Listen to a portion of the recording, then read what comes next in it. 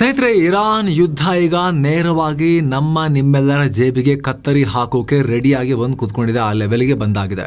International market ನಲ್ಲಿ ಕಚ್ಚಾ ತೈಲದ ಬೆಲೆ ರಾಕೆಟ್ ವೇಗದಲ್ಲಿ ಮೇಲಕ್ಕೆ ಹೋಗ್ಬಿಟ್ಟಿದೆ. ಇನ್ನೂ ಹೋಗುತ್ತೆ. ಒಂದೇ ವಾರ, ಕೇವಲ ಒಂದು ವಾರದಲ್ಲಿ ಬ್ಯಾರಲ್ಗೆ ಬರೋಬರಿ $114 ರಿಂದ $119 ರೇಂಜ್ಗೆ ಬಂದು ನಿಂತಿದೆ. ಡಬಲ್ ಆಗಿದೆ. $60 ಆಸುಪಾಸಿತ್ತು ಇದು ಪರ್ ಬ್ಯಾರಲ್ಗೆ. ಇದೇ ರೀತಿ ಕಂಟಿನ್ಯೂ ಆದರೆ ಪೆಟ್ರೋಲ್ ಬೆಲೆ $150 ದಾಟುವ ಲೆಕ್ಕಾಚಾರ ಇದೆ. ಕಂಟಿನ್ಯೂ ಆದರೆ ಹಿಂಗೆ. ಸದ್ಯಕ್ಕಿನ್ನೂ ಕೂಡ ಆಯಿಲ್ ಕಂಪನಿಗಳು, ಸರ್ಕಾರ ಬೆಲೆಯ ಹೊರೆಯನ್ನ ಗ್ರಾಹಕರಿಗೆ ತಲುಪಕ್ಕೆ ಬಿಟ್ಟಿಲ್ಲ. ಆದರೆ ಜಾಸ್ತಿ ದಿವಸ ಈ ರೀತಿ ಹೋಲ್ಡ್ ಮಾಡಿಡಕ್ಕಾಗಲ್ಲ. ಇಂಟರ್ನ್ಯಾಷನಲ್ ಮಾರ್ಕೆಟ್ನಲ್ಲಿ ಕಂಟಿನ್ಯೂ ಆಯಿತು ಅಂದರೆ ನಮ್ಮಲ್ಲಿ ರಿಸರ್ವ್ ಖಾಲಿ ಆಗ್ತಾ ಬಂತು ಅಂದರೆ ಅನಿವಾರ್ಯವಾಗಿ ಜಾಸ್ತಿ ಮಾಡಲೇಬೇಕಾಗತ್ತೆ ರೇಟ್. ಬರೀ ಆಯಿಲ್ ಮಾತ್ರ ಅಲ್ಲ, ಗ್ಯಾಸ್ ಬೆಲೆ ಕೂಡ ಆಕಾಶಕ್ಕೆ ಮುಟ್ಟೋಕೆ ರೆಡಿಯಾಗಿದೆ. ಹಾಗಿದ್ರೆ ಏನಿದು ಆಯಿಲ್ ಶಾಕ್? ಹೊರ್ಮುಜ್ ಜಲಸಂಧಿಯಲ್ಲಿ ಎಕ್ಸಾಕ್ಟ್ ಆಗಿ ನಡೀತಿರೋದೇನು? ಇದರಿಂದ ನಮ್ಮ ಭಾರತದ ಮೇಲೆ, ಅದರಲ್ಲೂ ಕೂಡ ದಿನಸಿ, ತರಕಾರಿ, ಪೆಟ್ರೋಲ್, ಡೀಸೆಲ್ ಬೆಲೆ ಮೇಲೆ ಏನೆಲ್ಲ ಪರಿಣಾಮ ಆಗುತ್ತೆ? ಸ್ಟಾಕ್ ಮಾರ್ಕೆಟ್, ಎಕಾನಮಿಗೆ ಯಾವ ಶಾಕ್? ನಮ್ಮ ಹತ್ರ ಇರೋ ರಿಸರ್ವ್ ಆಯಿಲ್ ಅಥವಾ ಮೀಸಲು ತೈಲ ಎಷ್ಟು ದಿನಕ್ಕೆ ಸಾಕಾಗುತ್ತೆ? ಬನ್ನಿ ಎಲ್ಲವನ್ನ ಕ್ವಿಕ್ ಆಗಿ ಡಿಕೋಡ್ ಮಾಡ್ತಾ ಹೋಗೋಣ. ನೀವು ನೋಡ್ತಾ ಇದ್ದೀರಾ ಮಸ್ತ್ ಮಗ ಚಾನಲ್. ನಾನು ಅಮರ್ ಪ್ರಸಾದ್. ಮಾರ್ಕೆಟ್ ನಲ್ಲಿ ಬೆಂಕಿ. $115 ದಾಟಿದ ತೈಲ. ಸ್ನೇಹಿತರೆ, ಮೊದಲನೇದಾಗಿ ಮಾರ್ಕೆಟ್ ನಲ್ಲಿ ಈಗ ಆಗ್ತಿರೋ ಅಲ್ಲೋಲ ಕಲ್ಲೋಲದ ಬಗ್ಗೆ ಅರ್ಥ ಮಾಡ್ಕೊಳ್ಳೋಣ. ಯುದ್ಧ ಶುರುವಾದಾಗ ಬೆಲೆ ಇರೋದು ಕಾಮನ್, ಆದ್ರೆ ಈ ಸಲ ಆಗಿರೋದು ಅನ್ಪ್ರೆಸಿಡೆಂಟೆಡ್ ಏರಿಕೆ. ಇರಾನ್ ಜೊತೆ ಘರ್ಷಣೆ ಆಗೋಕ್ಕಿಂತ ಮುಂಚೆ $60-65 ಆಸುಪಾಸಲ್ಲಿದ್ದ ತೈಲ ಇನ್ನೇ $40 ಕೆಳಗಿಳಿಯುತ್ತೆ ಅನ್ನೋ ಲೆಕ್ಕಾಚಾರದಲ್ಲಿದ್ದ ತೈಲ ಸೀದಾ $92-95 ಬಂದು ಈಗ ಸೀದಾ $120 ಹತ್ರಕ್ಕೆ ಬಂದು ನಿಂತ್ಕೊಂಡಿದೆ. ಇನ್ನೊಂದು ಕಡೆ ಅಮೆರಿಕನ್ ಆಯಿಲ್ ಅಂತ ಕರೆಯಲ್ಪಡೋ WTI crude, west Texas intermediary, ಈ ಕ್ರೂಡ್ ಬೆಲೆ ಕೂಡ $114 ನಿಂದ $119 ರೇಂಜ್ಗೆ ಜಂಪ್ ಆಗಿದೆ. ಈ ಮೂಲಕ ಅಂತಾರಾಷ್ಟ್ರೀಯ ಮಾರುಕಟ್ಟೆಯಲ್ಲಿ ಕಚ್ಚಾ ತೈಲದ ಬೆಲೆ ಆಲ್ಮೋಸ್ಟ್ ಡಬಲ್ ಆಗಿ ಹೋಗಿದೆ ಈ ಯುದ್ಧದ ಕಾರಣದಿಂದಾಗಿ. 2022ರಲ್ಲಿ ರಷ್ಯಾ ಯುಕ್ರೇನ್ ಯುದ್ಧ ಶುರುವಾದಾಗ ಮಾರ್ಕೆಟ್ ಹಿಂಗ್ ರಿಯಾಕ್ಟ್ ಮಾಡಿತ್ತು. ಅದನ್ನು ಬಿಟ್ರೆ ಇಷ್ಟು ಕಮ್ಮಿ ಅವಧಿಯಲ್ಲಿ ಇಷ್ಟೊಂದು ಜಂಪ್ ಆಗಿರೋದು ಇದೇ ಮೊದಲು. ಇದರ ಬಿಸಿ ಬರೀ ಪೆಟ್ರೋಲ್ಗೆ ತಟ್ಟಿಲ್ಲ.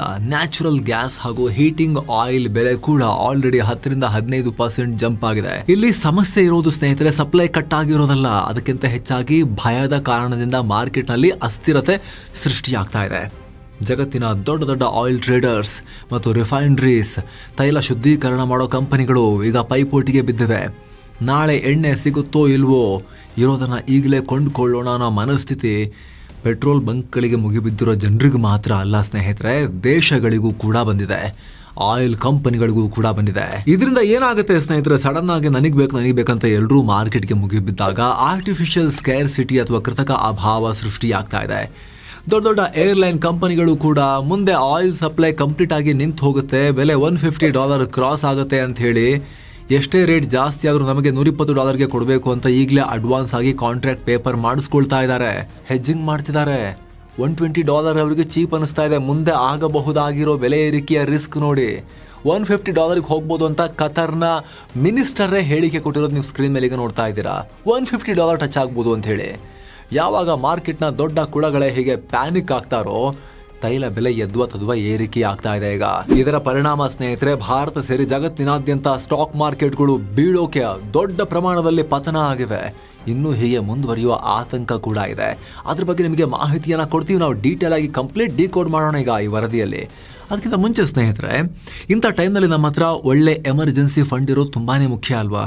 ಎಮರ್ಜೆನ್ಸಿ ಫಂಡ್ ಅಂತ ದುಡ್ಡನ್ನ ಸುಮ್ಮನೆ ಸೇವಿಂಗ್ಸ್ ಅಕೌಂಟ್ ನಲ್ಲಿ ಇಟ್ರೆ ಅದು ಸಿಗೋದು ಬರೀ 2-3% ಬಡ್ಡಿ ಮಾತ್ರ.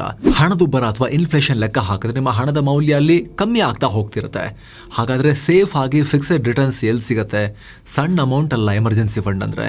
ತಜ್ಞರ ಪ್ರಕಾರ ಎಮರ್ಜೆನ್ಸಿ ಫಂಡ್ ಅಂತ ಹೇಳಿದ್ರೆ ಮಂತ್ಲಿ ಎಷ್ಟು ಖರ್ಚು ಮಾಡ್ತಿದೀವೋ ನಾವು ಇವಾಗ, ಅದರ 6 ತಿಂಗಳ ಖರ್ಚನ್ನ ಎಮರ್ಜೆನ್ಸಿ ಫಂಡ್ ಅಲ್ಲಿ ಇಡಬೇಕು, ಸೇಫ್ ಸೈಡ್ ಅಲ್ಲಿ ಇಡಬೇಕು ಅಂತ.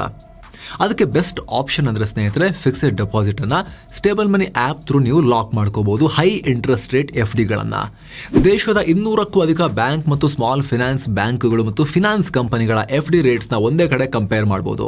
ಆಮೇಲೆ ಹೈಯೆಸ್ಟ್ ಇಂಟ್ರೆಸ್ಟ್ ರೇಟ್ ನ ಇವಾಗಂತೂ 8%ಕ್ಕೂ ಅಧಿಕ ಬಡ್ಡಿಯನ್ನು ನೀವು ಇವಾಗಲೇ ಲಾಕ್ ಮಾಡ್ಕೋಬಹುದು.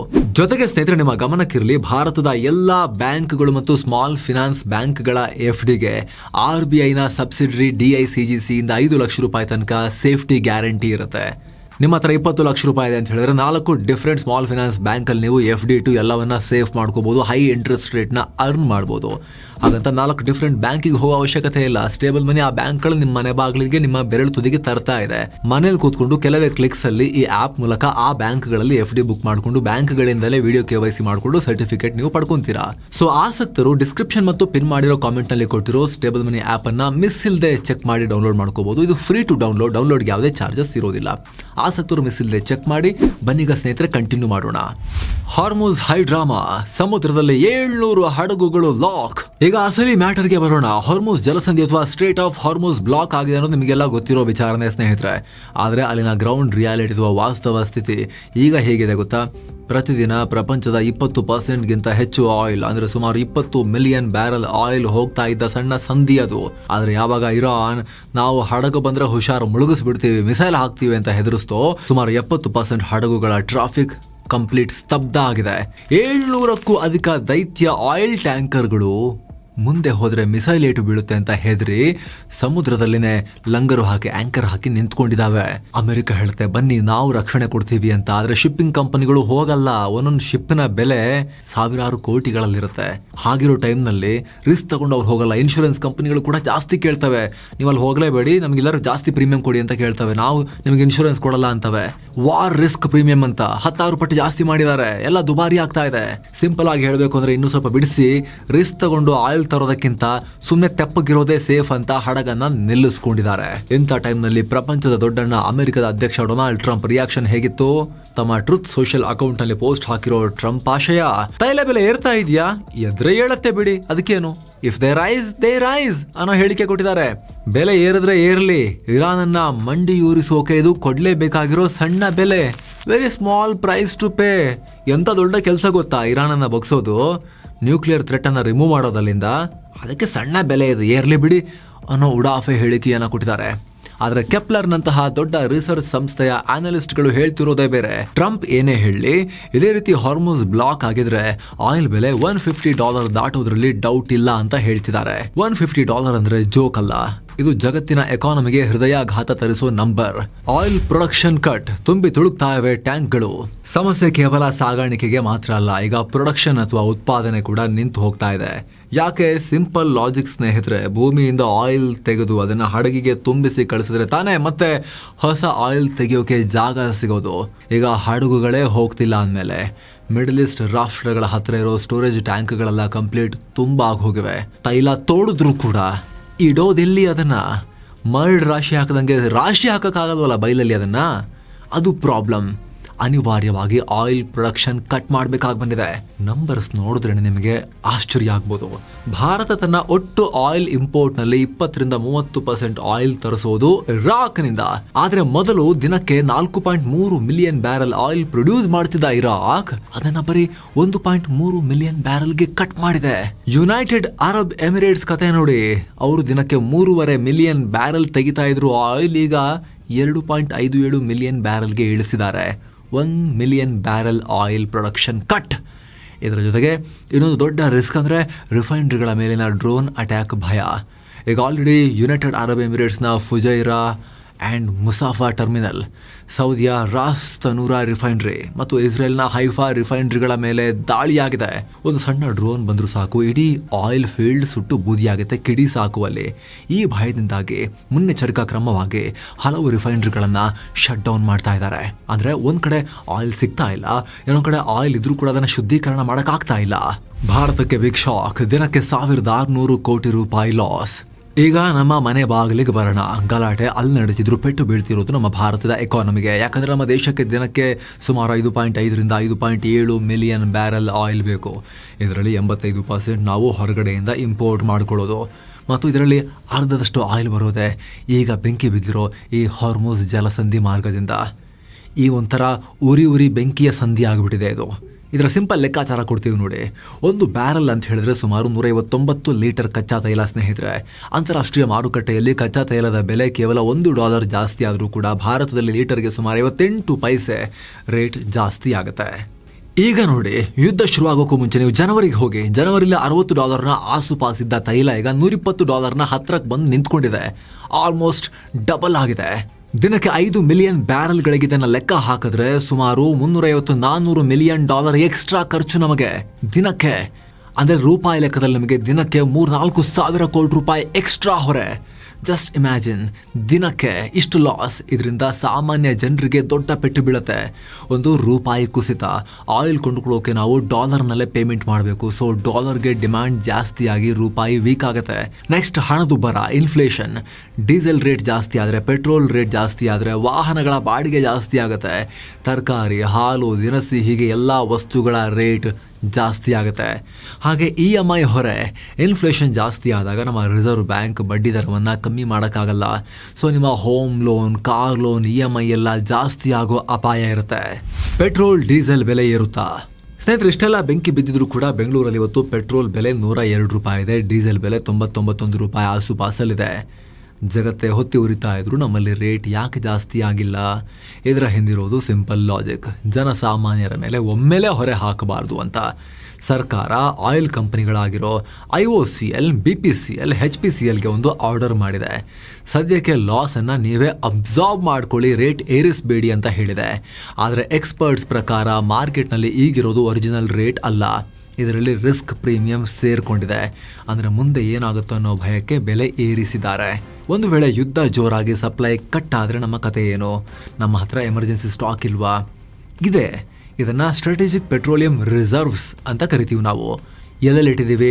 ಭೂಮಿಯಲ್ಲಿ ನಾವು ಅಂಡರ್ಗ್ರೌಂಡ್ ಬಂಕರ್ಗಳಲ್ಲಿ ಸ್ಟೋರ್ ಮಾಡಿಟ್ಟಿದ್ದೀವಿ.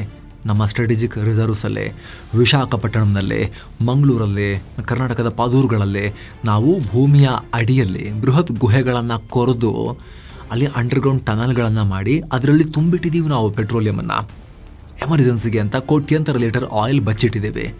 ಆದರೆ ಇಲ್ಲಿ ಟ್ವಿಸ್ಟ್ ಏನು ಅಂತ ಹೇಳಿದ್ರೆ, ಈ ಇಷ್ಟು ದೊಡ್ಡ ರಾಷ್ಟ್ರಕ್ಕೆ ಎಷ್ಟೇ ನೀವು ಟನಲ್ ತೋಡಿ ಅಲ್ಲಿ ಸಂಗ್ರಹ ಮಾಡಿಟ್ರೂ ಕೂಡ ಅದು ಸಾಕಾಗಲ್ಲ.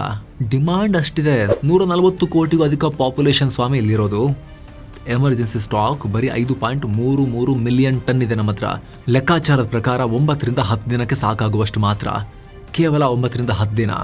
ಮತ್ತೆ 25 ದಿನ 70 ದಿನ ಅಂತೆಲ್ಲ ಹೇಳಿದ್ರಲ್ಲ, ಅದೇನು ಕೇಳಿದ್ರೆ ಆಯಿಲ್ ಕಂಪನಿಗಳ ಹತ್ರ ಇರೋ ಕಮರ್ಷಿಯಲ್ ಸ್ಟಾಕ್ ಎಲ್ಲ ಸೇರಿಸಿದ್ರು ಕೂಡ, ಹಡಗಲ್ಲಿ ಆಲ್ರೆಡಿ ನಮ್ಮ ಕಡೆಗೆ ಬರ್ತಾ ಇರೋದೆಲ್ಲ ಸೇರಿಸಿದ್ರು ಕೂಡ, ಆಲ್ರೆಡಿ ಬುಕ್ ಮಾಡಿರೋದು, ನಾವು ಮ್ಯಾಕ್ಸಿಮಮ್ ಅಂದರೆ ಒಂದು 70ರಿಂದ 75 ದಿನ ಮ್ಯಾನೇಜ್ ಮಾಡಬಹುದು. ಅಮೆರಿಕದ ಹತ್ತಿರ ಪ್ರಪಂಚದಲ್ಲಿ ಅತಿ ದೊಡ್ಡ ರಿಸರ್ವ್ ಇದೆ. ಚೀನಾ ಹತ್ತಿರ ಕೂಡ 90 ದಿನಕ್ಕಾಗುವಷ್ಟು ಸ್ಟಾಕ್ ಇದೆ. ಆದರೆ ಭಾರತಕ್ಕೆ ಸ್ಟಾಕ್ ಅನ್ನೋದು ಕೇವಲ ಟೆಂಪರರಿ ಬಫರ್ ಮಾತ್ರ. ಅಮೆರಿಕ ಬಿಡಿ, ಅವರು ಜಗತ್ತಿಗೆ ತೈಲವನ್ನು ರಫ್ತು ಮಾಡ್ತಾರೆ. ಅವ್ರ ದೇಶದಲ್ಲಿ ಅವರಿಗೆ ನೈಸರ್ಗಿಕವಾಗಿ ಆ ವರ ಸಿಕ್ಕಿದೆ ಪ್ರಕೃತಿಯಿಂದ. America oil exporter. ಅವ್ರಿಗೆ ಬೇಕಾಗಿದ್ದನ್ನು ಅವ್ರು ಮಾಡ್ಕೊತಾರೆ. ಪ್ರೊಡಕ್ಷನ್ ಜಾಸ್ತಿ ಮಾಡ್ಕೋಬೋದು. ಅಲ್ಲಿ ಯಾರು ಬಂದು ಮಿಸೈಲ್ ಹಾಕ್ತಾರೆ ತಡೆಯೋಕ್ಕೆ? ಅವ್ರು ಜಾಸ್ತಿ ಮಾಡ್ಕೊಂಡು ಬಚಾವಾಗ್ತಾರೆ. ಆದರೆ ಏಷ್ಯನ್ ರಾಷ್ಟ್ರಗಳಿಗೆ, ಭಾರತಕ್ಕೆ, ಚೈನಾಗೆ ಇದರ ಬಿಸಿ ಸರಿಯಾಗಿ ತಟ್ಟತ್ತೆ ಹೀಗೆ ಕಂಟಿನ್ಯೂ ಆದರೆ ಎಲ್ಲ ಕತ್ತಲಲ್ಲಿ, ಆತಂಕದಲ್ಲಿ, ಭಯದ ವಾತಾವರಣದಲ್ಲಿ ಒಂದು ಪಾಸಿಟಿವ್ ಏನು ಗೊತ್ತಾ? ವ್ಲಾಡಿಮಿರ್ ಪುಟಿನ್ ನೋಡಿ, ಈ ಮನುಷ್ಯ ಮತ್ತು ಇವರ ದೇಶ ರಷ್ಯಾ ಮತ್ತು ಅಲ್ಲಿರೋ ರಷ್ಯನ್ ಆಯಿಲ್ ಉರಾಲ್ಸ್. ಅಮೆರಿಕ ಈಗ ರಷ್ಯಾದ ಆಯಿಲ್ ಮೇಲೆ 30 ದಿನಗಳ ಸ್ಯಾಂಕ್ಷನ್ ವೇವರ್ ತಂದಿದೆ. 30 ದಿನ ರಷ್ಯಾದಿಂದ ಆಯಿಲ್ ಪರ್ಚೇಸ್ ಮಾಡಿದ್ರೆ ಸ್ಯಾಂಕ್ಷನ್ ಹಾಕಲ್ಲ, ಟ್ಯಾರಿಫ್ ಹಾಕಲ್ಲ ಅಂತ. ಅಂದರೆ ಪರೋಕ್ಷವಾಗಿ ಅಮೆರಿಕ ಬೆಂಡ್ ಆಗಿದೆ ಇರಾನ್ನ ಈ ಹೊರ್ಮುಜ್ ಜಲಸಂಧಿಯ ಪೆಟ್ಟಿಗೆ. ಇದೇ ನಮಗೆ ಸಿಕ್ಕಿರೋ ಗೋಲ್ಡನ್ ಅಪಾರ್ಚುನಿಟಿ. ಭಾರತ ಸರ್ಕಾರ ಹೇಳಿದೆ ನಾವು ಎಲ್ಲಿಂದ ಆಯಿಲ್ ಪರ್ಚೇಸ್ ಮಾಡಬೇಕು ಅಂತ. ಇನ್ನೊಬ್ಬ ದೊಡ್ಡ ನಾಯಕ ಕೂಡ ಅನುಮತಿ ಕಾಯಲ್ಲ, ಎಲ್ಲಿ ಬೇಕಲ್ಲಿ ತಗೋತೀವಿ ಅಂತ ಹೇಳಿದೆ. ಅಮೆರಿಕ ಹಿಂಗೆ ಹೇಳ್ತಲ್ಲ, ಭಾರತಕ್ಕೆ ಬಿಟ್ಟಿದ್ದೀವಿ ನಾವು ತಗೊಳ್ಳಿ ಅಂತೇಳಿ. ಭಾರತ ಅದಕ್ಕೆ ಹೇಳಿದೆ ನಮಗೆ ಎಲ್ಲಿ ನ್ಯಾಷನಲ್ ಇಂಟ್ರೆಸ್ಟ್ ನೋಡ್ಕೊಂಡು ನಾವು ಪರ್ಚೇಸ್ ಮಾಡ್ತೀವಿ ಅಂತ ಹೇಳಿದೆ. ಆದರೂ ಕೂಡ ನಿಮ್ಮ ಗಮನದಲ್ಲಿರಲಿ, ಭಾರತ ಇಷ್ಟೆಲ್ಲ ಹೇಳ್ತಾ ಇದ್ರು ಕೂಡ ಟ್ಯಾರಿಫ್ ಜಾಸ್ತಿ ಮಾಡಿದ್ಮೇಲೆ ಟ್ರಂಪ್ ನಾವು ಆಯಿಲ್ ಪರ್ಚೇಸನ್ನು ಕಮ್ಮಿ ಮಾಡಿದ್ವಿ ರಷ್ಯಾದಿಂದ. ಈಗ ಅನಿವಾರ್ಯವಾಗಿ ಇಲ್ಲಿಂದ ಜಾಸ್ತಿ ತರಿಸುವ ಪರಿಸ್ಥಿತಿ ಮತ್ತೆ ಬಂದಿದೆ ನಮಗೆ. ಈಗ ಆಲ್ರೆಡಿ ಸುಮಾರು 130 ಮಿಲಿಯನ್ ಬ್ಯಾರೆಲ್ ರಷ್ಯನ್ ತೈಲ ಹಡಗುಗಳಲ್ಲಿ ಸಮುದ್ರದ ಮೇಲೆ ತೇಲ್ತಾ ಇದೆ. ನಮ್ಮ ಭಾರತದ ರಿಫೈನರಿಗಳು ಸ್ಮಾರ್ಟ್ ಆಗಿ ಡೀಲ್ ಕುದುರಿಸಿದ್ರೆ ಕೇವಲ 7ರಿಂದ 14 ದಿನಗಳಲ್ಲಿ ಆ ಹಡಗುಗಳು ಡೈರೆಕ್ಟ್ ಆಗಿ ಬಂದು ನಮ್ಮ ಪೋರ್ಟ್ಗಳಲ್ಲಿ, ಸಮುದ್ರ ತೀರದಲ್ಲಿ ಬಂದು ನಮ್ಮ ದೇಶವನ್ನು ಟಚ್ ಮಾಡ್ಬೋದು. ನಾವು ಆಲ್ರೆಡಿ ನಮ್ಮ 35% ಆಯಿಲನ್ನು ರಷ್ಯಾದಿಂದ ತರಿಸ್ತಾ ಇದ್ದೇವೆ. ಈಗ ಈ ತೇಲುವ ಆಯಿಲ್ ಅಂದರೆ ಆಲ್ರೆಡಿ ಹಡಗುಗಳಲ್ಲಿ ಲೋಡ್ ಆಗಿರೋ ಆಯಿಲ್ ನಮಗೆ ಸಿಕ್ಕಿದ್ರೆ ಈ ಯುದ್ಧದ ಶಾಕ್ನಿಂದ ನಾವು ಸೇಫ್ ಆಗಿ ಇನ್ನಷ್ಟು ದಿನಗಳ ಕಾಲ ಇರ್ಬೋದು. ಪ್ರಪಂಚದ ಮುಂದಿರೋ 3 ಬ್ರಹ್ಮಾಸ್ತ್ರಗಳು. ಎಸ್ ಸ್ನೇಹಿತರೆ, ಇದೆಲ್ಲ ಏನೇ ಮಾಡಿದ್ರು ಕೂಡ ಟೆಂಪರರಿ ಮೆಷರ್ಸ್. ನಮಗೆ ಶಾಶ್ವತ ಪರಿಹಾರ ಅಂದರೆ ಹೊರ್ಮುಜ್ ಜಲಸಂಧಿಯಲ್ಲಿ ಮೊದಲಿನ ಥರ ತೈಲ ಈಸಿಯಾಗಿ ಮೂವ್ ಆಗೋದು. ಅದು ಆಗಬೇಕು ಅಂದರೆ ಪ್ರಪಂಚದ ಮುಂದೀಗ 3 ದಾರಿಗಳಿದಾವೀಗ. ಒಂದು ಮಿಲಿಟರಿ ಆಕ್ಷನ್, ಡಿಪ್ಲೊಮ್ಯಾಟಿಕ್ ಅಥವಾ ಮಿಲಿಟರಿ ಆಪರೇಷನ್ ಮೂಲಕ ಹಾರ್ಮುಜ್ ಜಲಸಂಧಿಯನ್ನು ಫುಲ್ ಫೋರ್ಸ್ನಲ್ಲಿ ಮತ್ತೆ ಓಪನ್ ಆಗಿಡೋ ರೀತಿ ನೋಡಿಕೊಳ್ಳೇಬೇಕು. ಇದು ಫಾಸ್ಟೆಸ್ಟ್ ದಾರಿ, ಆದರೆ ರಿಸ್ಕಿ ದಾರಿ. ಎರಡನೇದು IEA entry, international energy agency ಮಧ್ಯಪ್ರವೇಶ ಮಾಡಿ ತಮ್ಮ ಬಳಿ ಇರೋ 90 ದಿನಗಳ ಎಮರ್ಜೆನ್ಸಿ ಸ್ಟಾಕನ್ನು ರಿಲೀಸ್ ಮಾಡಬೇಕು. 1991 ಗಲ್ಫ್ ವಾರ್ನಲ್ಲಿ ಇವರು ಇದನ್ನೇ ಮಾಡಿದ್ರು. ನೆಕ್ಸ್ಟ್ ನಂಬರ್ 3 ಪರ್ಯಾಯ ಮಾರ್ಗ, ಸೌದಿಯ ಯನ್ಬೂ ಪೈಪ್ಲೈನ್ ಮತ್ತು UAEನ ಫುಜೈರಾ ಪೈಪ್ಲೈನ್ ಮೂಲಕ ಹಾರ್ಮುಜನ್ನು ಬೈಪಾಸ್ ಮಾಡಿ ದಿನಕ್ಕೆ 5 ರಿಂದ 7 ಮಿಲಿಯನ್ ಬ್ಯಾರಲ್ಸನ್ನು ಸಪ್ಲೈ ಮಾಡಬೇಕು. ಆದರೆ ಈ ಇನ್ಫ್ರಾಸ್ಟ್ರಕ್ಚರ್ ಫುಲ್ ಕೆಪಾಸಿಟಿಯಲ್ಲಿ ಕೆಲಸ ಮಾಡೋಕೆ ಟೈಮ್ ಹಿಡಿಯುತ್ತೆ. ಸೊ ಫೈನಲಿ ಹೇಳಬೇಕು ಅಂದರೆ ಸ್ನೇಹಿತರೆ, ಈಗ ಆಗ್ತಿರೋದು ಕೇವಲ ಆಯಿಲ್ ರೇಟ್ ಏರಿಕೆಯಲ್ಲ, ಇದೊಂದು ಜಿಯೋ ಪೊಲಿಟಿಕಲ್ ಎಮರ್ಜೆನ್ಸಿ. ಒಂದು ವೇಳೆ ಈ ಗಲಾಟೆ ಮುಂದಿನ ವಾರದಲ್ಲಿ ಸಾಲ್ವ್ ಆಗಲಿಲ್ಲ ಅಂದರೆ ಕಚ್ಚಾ ತೈಲ $150 ಕ್ರಾಸ್ ಆಗುತ್ತೆ. ಪೆಟ್ರೋಲ್ ರೇಟ್ ಆಗ 130-140 ರೂಪಾಯಿ ಆದರೂ ಕೂಡ ಆಶ್ಚರ್ಯ ಪಡಬೇಕಾಗಿಲ್ಲ. ಅದೇ ಕಾರಣಕ್ಕೆ ಮಾರ್ಕೆಟ್ನಲ್ಲಿ ದೊಡ್ಡ ಪತನ ಆಗಿರೋದು. ಭಾರತದಲ್ಲಿ ಸೆನ್ಸೆಕ್ಸ್, ನಿಫ್ಟಿ ಎಲ್ಲ ಇಂಡೆಕ್ಸಸ್ ಹೆಂಗೆ ಬಿದ್ದು ಹೋಗಿದಾವೆ ನೋಡಿ. ನೀವು ಸ್ಕ್ರೀನ್ ಮೇಲೆ ನೋಡ್ತಾ ಇರ್ಬೋದು ಸ್ನೇಹಿತರೆ. ಒಂದೇ ದಿನದಲ್ಲಿ ಇದು ಸೆನ್ಸೆಕ್ಸ್ ನಲ್ಲಿ ಆಗಿರೋ ಪತನ ನೀವು ಸ್ಕ್ರೀನ್ ಮೇಲೆ ನೋಡ್ತಾ ಇದ್ದೀರಾ. ಇದು ನಿಫ್ಟಿಯಲ್ಲಿ ಆಗಿರೋ ಪತನ, ಇದು ಮಿಡ್ ಕ್ಯಾಪ್ ಇಂಡೆಕ್ಸ್ನ ಪತನ, ಇದು ಸ್ಮಾಲ್ ಕ್ಯಾಪ್ ಇಂಡೆಕ್ಸ್ನ ಪತನ. ಎಲ್ಲ ಕಡೆ ದೊಡ್ಡ ಪ್ರಮಾಣದ ಪತನ. ಜೊತೆಗೆ ಇದು ಕೇವಲ ಆರಂಭ ಮಾತ್ರ. ಯುದ್ಧ ಕಂಟಿನ್ಯೂ ಆಗಿಬಿಡುತ್ತೆ ಅನ್ನೋ ಭಯದಲ್ಲಿ ಆರಂಭಿಕ ರಿಯಾಕ್ಷನ್ ಇದು. ಹೀಗೆ ಕಂಟಿನ್ಯೂ ಆದರೆ ಅಲ್ಲಿ ಮುಜ್ತಬಾ ಖಾಮೆನಿ, ಆಯತುಲ್ಲಾ ಅಲಿ ಖಾಮೆನಿಯವರ ಮಗ ಬಂದು ಅವ್ರನ್ನ ಕೂರಿಸಿದ್ದಾರೆ ಈಗ ಸರ್ವಾಧಿಕಾರಿಯಾಗಿ, ಹೊಸ ಸುಪ್ರೀಂ ಲೀಡರ್ ಆಗಿ. ಅಮೆರಿಕದ ಪ್ಲಾನ್ ಇದ್ದಿದ್ದೇನೋ ರಿಜಿಮ್ ಚೇಂಜ್ ಮಾಡಬೇಕು, ಖಾಮೆನಿ ಮುಗಿಸ್ಬೇಕು, ಅವ್ರ ಟೀಮ್ ಮುಗಿಸ್ಬೇಕು. ಮುಗಿಸಿ ಆಯಿತು, ರಿಜಿಮ್ ಚೇಂಜ್ ಆಗಿಲ್ಲ. ಈ ಇಸ್ರೇಲ್ ಪ್ರೈಮ್ ಮಿನಿಸ್ಟರ್ ನೆತನ್ಯಾಹು ಹೇಳ್ತಾರ, ಈ ಆಕ್ಟೋಪಸ್ನ ಬಾಲಗಳನ್ನೆಲ್ಲ ಕಟ್ ಮಾಡಿದ್ರೆ ಸಾಕಾಗಲ್ಲ, ತಲೆ ತೆಗಿಬೇಕು ಅಂತ ಅವ್ರು ಹೇಳಿದ್ರು. ತೆಗೆದು ಆಯಿತು, ಹೊಸ ತಲೆ ಅಲ್ಲೇ ಹುಡ್ಕೊಂಡ್ಬಿಡ್ತಲ್ಲ. ಮುಜ್ತಬಾ ಖಾಮೆನಿ ಬಂದು ಕುತ್ಕೊಂಡಿದ್ದಾರಲ್ಲ, ಇವರ ಉದ್ದೇಶವೇ ಈಡೇರಲಿಲ್ವಲ್ಲ. ಹಾಗಾಗಿ ಜಗತ್ತಿಗೆ ದೊಡ್ಡ ಟೆನ್ಷನ್, ಈ ಯುದ್ಧ ಮುಗಿಯೋದಿಲ್ವೇನೋ ಅನ್ನೋ ಆತಂಕ ಶುರುವಾಗಿದೆ. ಈಗ ಮತ್ತೆ ಇದು ಎಲ್ಲಿವರೆಗೆ ಎಳ್ಕೊಂಡು ಹೋಗುತ್ತೋ ಅನ್ನೋ ಭಯ ಶುರುವಾಗಿದೆ. ಯುಕ್ರೇನ್ ರಷ್ಯಾ 4 ವರ್ಷ ಆಯಿತು, ಇದು ಹಾಗೆ ಕಂಟಿನ್ಯೂ ಆದರೆ ಏನು ಕತೆ ಎಕಾನಮಿದು ಅನ್ನೋ ಒಂದು ಟೆನ್ಷನ್ನಲ್ಲಿ ಜಾಗತಿಕ ಆರ್ಥಿಕತೆ ಇದೆ. ಅದು ಇವತ್ತು ಎಲ್ಲ ಕಡೆ ರಿಫ್ಲೆಕ್ಟ್ ಆಗಿದೆ. ಜನಸಾಮಾನ್ಯರು ಬಿಡಿ, ಜನಸಾಮಾನ್ಯರಿಗೆ ಓಕೆ ಭಯ ಆಗುತ್ತೆ. ದೊಡ್ಡ ದೊಡ್ಡ ಫಿನಾನ್ಷಿಯಲ್ ಸಂಸ್ಥೆಗಳಿಗೆ, ಹೂಡಿಕೆದಾರರಿಗೆ, ಕಂಪನಿಗಳಿಗೆ ಅವ್ರಿಗೂ ಕೂಡ ಭಯ ಆಗಿದೆ. ಇನ್ಸ್ಟಿಟ್ಯೂಷನಲ್ ಇನ್ವೆಸ್ಟರ್ಸ್ಗೂ ಕೂಡ, ಫಾರಿನ್ ಇನ್ವೆಸ್ಟರ್ಸ್ಗೂ ಕೂಡ. ಅದೇ ಕಾರಣಕ್ಕಾಗಿ ಮಾರ್ಕೆಟ್ನಲ್ಲೂ ಕೂಡ ನಾವು ಈ ಪತನವನ್ನು ನೋಡ್ತಿರೋದು. Bharat, South Korea, Japan, China, Britain, France, America ಎಲ್ಲ ಕಡೆ ಮಾರ್ಕೆಟ್ನಲ್ಲಿ ಪತನವನ್ನು ನೋಡ್ತಿರೋದು ಅದೇ ಕಾರಣಕ್ಕೆ. ಇದನ್ನು ಎಕ್ಸ್ಪ್ಲೈನ್ ಮಾಡೋ ಪ್ರಯತ್ನವನ್ನು ನಾವು ಮಾಡಿದ್ದೀವಿ ಸ್ನೇಹಿತರೆ. ಇದಕ್ಕೆ ಸಂಬಂಧಪಟ್ಟಂತೆ ಏನೇ ಅಪ್ಡೇಟ್ ಬಂದರೂ ಕೂಡ ಮುಂದೇನು ನಾವು ನಿಮಗೆ ಟೈಮ್ಲಿಯಾಗಿ ಮಾಹಿತಿಯನ್ನು ತಲುಪಿಸುವಂಥ ಪ್ರಯತ್ನವನ್ನು ಮಾಡ್ತಾನೆ ಇರ್ತೀವಿ. ಇಂದಿನ ಅಸ್ಥಿರ ಜಗತ್ತಿನಲ್ಲಿ ಸರಿಯಾದ ಇನ್ಫಾರ್ಮೇಷನ್ ಅನ್ನು ತಿಳ್ಕೊಂಡಿರೋದು, ಇನ್ಫಾರ್ಮ್ಡ್ ಆಗಿರೋದು very very important, informed decisions ಅನ್ನು ಮಾಡೋಕೆ. ಹಾಗಾಗಿ ಸ್ನೇಹಿತರೆ, ಮಿಸ್ ಇಲ್ಲದೆ ಮಸ್ಮಗ ಚಾನಲ್ ನೋಡ್ತಾ ಇರಿ, ಸಬ್ಸ್ಕ್ರೈಬ್ ಮಾಡಿ. ಹಾಗೆ ಆಗಲೇ ಹೇಳಿದ ಸ್ಟೇಬಲ್ ಮನಿಯ FD ಪ್ಲಾಟ್ಫಾರ್ಮ್ ಡಿಸ್ಕ್ರಿಪ್ಷನ್ ಮತ್ತು ಪಿನ್ ಮಾಡೋ ಕಾಮೆಂಟಲ್ಲಿ ಲಿಂಕ್ ಇದೆ. ಇದು ಫ್ರೀ ಟು ಡೌನ್ಲೋಡ್. ನೀವು ಆಮೇಲೆ ಅಲ್ಲಿ ಭಾರತದ ಎಲ್ಲ ಬ್ಯಾಂಕ್ಗಳ ಇಂಟ್ರೆಸ್ಟ್ ರೇಟನ್ನು ಅಲ್ಲಿ ಕಂಪೇರ್ ಮಾಡ್ಬೋದು. 8%ಗೂ ಅಧಿಕ ಹೈ ಇಂಟ್ರೆಸ್ಟ್ ರೇಟನ್ನು ಲಾಕ್ ಮಾಡಿಕೊಂಡು FDಯನ್ನು ಈಸಿಯಾಗಿ ಬುಕ್ ಮಾಡ್ಕೋಬೋದು. ಎಮರ್ಜೆನ್ಸಿ ಫಂಡ್ ಕ್ರಿಯೇಟ್ ಮಾಡೋಕೆ, ಅಸ್ಥಿರ ಮಾರ್ಕೆಟ್ನಲ್ಲಿ ಸೇಫರ್ ಸೈಡ್ ಮನಿಯನ್ನು ಮೂವ್ ಮಾಡೋಕೆ ತುಂಬ ಜನಕ್ಕೆ ಇದು ಯೂಸ್ ಆಗ್ಬೋದು. FD ಭಾರತೀಯರ ಪಾಲಿನ ಫೇವ್ರೆಟ್ ಇನ್ಸ್ಟ್ರೂಮೆಂಟ್.